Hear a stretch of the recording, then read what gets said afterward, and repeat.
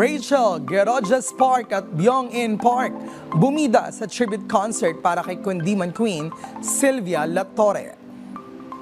Isang espesyal na tribute concert ang nihanda para sa yumaong Sylvia La Torre, ang nag-iisang Kundiman Queen at First Lady of Philippine Television.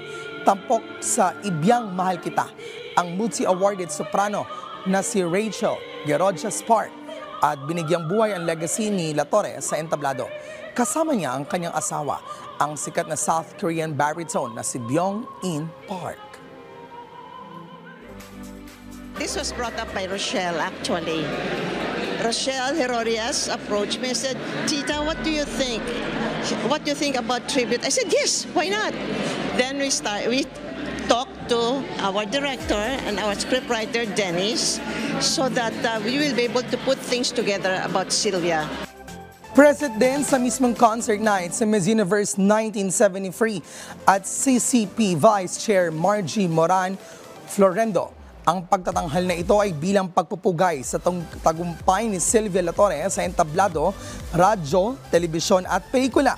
Isang tunay na haligay o haligi ng musikang Pilipino. Malaman naman ng mga kabataan na meron tayong mga ganitong tao, na meron tayong mga ganitong artista na napakalaki ng kontribusyon sa larangan na kanilang pinasok.